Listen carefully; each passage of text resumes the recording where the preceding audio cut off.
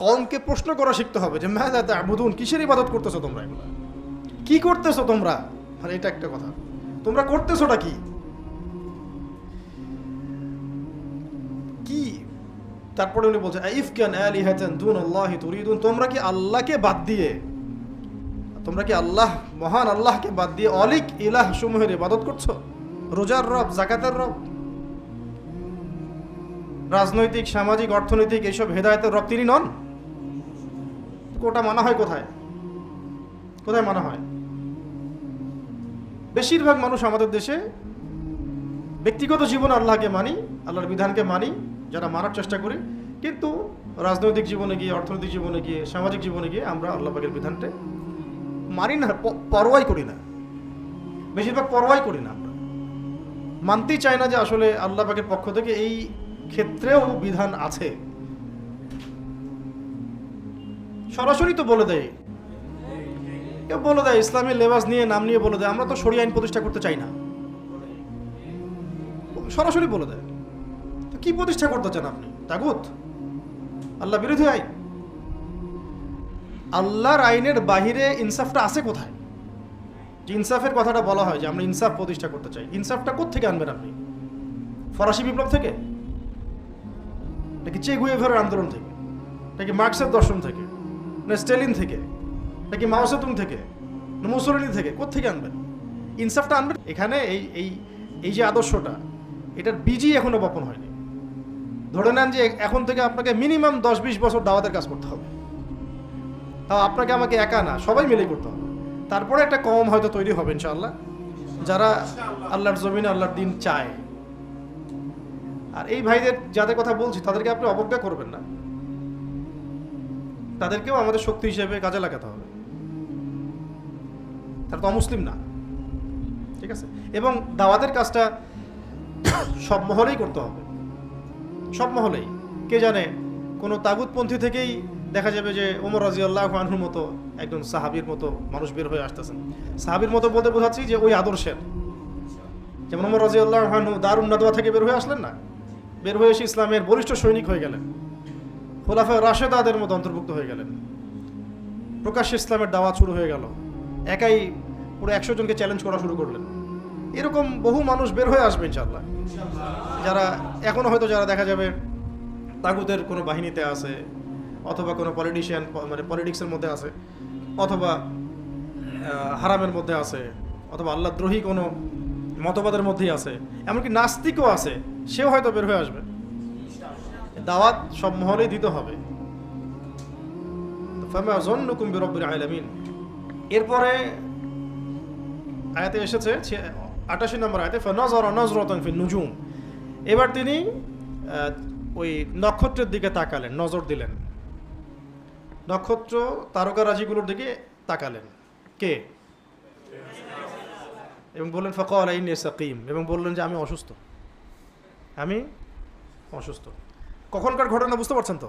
ওটা তো ব্যাখ্যা করছি না। ওই যে পুজো ইয়া হবে, মেলা হবে, ওটা তো জানেন তো আপনারা। হ্যাঁ, তুমি যাবা কি না, ওইটা শর্টকাটে বলা হচ্ছে এখানে আর কি, সামারি করে। ফানাযারা নাযরাতান ফিন নুজুম ফাকালা ইন্নী সাকিম। তিনি তারকার রাজির দিকে তাকালেন এবং বললেন যে আমি অসুস্থ।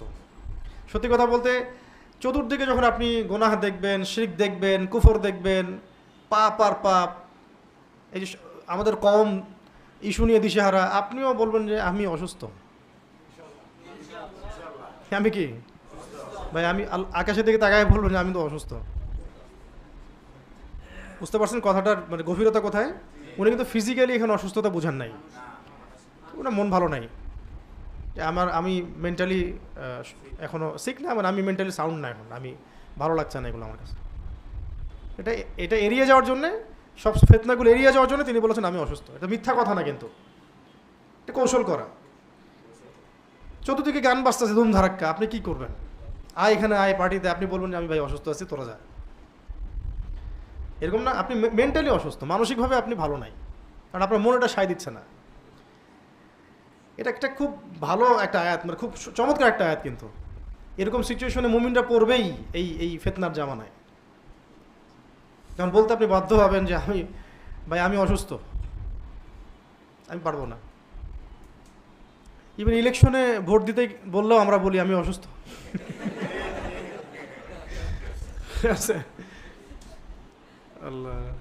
অনেকে বলেন ইবাদত, আবার কেউ বলেন জিহাদ, আমি বলি যে আমি অসুস্থ। আল্লাহ মাফ করো। তো এরপরে ফাতাওয়াল্লাউ আনহু মুদবিরিন, ফাতাওয়াল্লাউ আনহু মুদবিরিন, এরপর তাকে রেখে তারা সবাই চলে গেল। তাকে বলতে কাকে? ইব্রাহিম আলাইহিস সালামকে রেখেই তারা চলে গেল। যখন আপনি আপনার জায়গায় অটল থাকবেন, তারা আপনাকে ছেড়ে দিবে। আপনি কনফ্লিক্টে যান নাই, বলেছেন যে আমি এসবের সাথে একমত না, আপনারা যান করেন, আমি অসুস্থ, চলে গেছে ওরা। এবার তিনি যেটা করলেন, ফারাগা ইলা আলিহাতিহিম, এবার তিনি ফারেগ হলেন। ফারেগ হলেন মানে হচ্ছে কি হলেন? নিজের ফারেগ হলেন মানে অবসর পেলেন এমন না, মানে তিনি পুরোপুরি সন্তর্পণে ধীরে সুস্থে প্ল্যান করে দেবতাগুলোর দিকে গেলেন। দেবতাগুলো বলতে ওই সময়কার যে মূর্তিগুলা। ফাকালা আলা তাকুলুন, এবার গিয়ে তাদেরকে বলছেন যে আলা তাকুলুন, তোমরা এগুলো খাবা না? দেবতাগুলোকে বলছেন ফাকালা আলা তাকুলুন, তোমরা এগুলো খাবা না? খাবারগুলো খাবি না তোরা? এরকম কথা।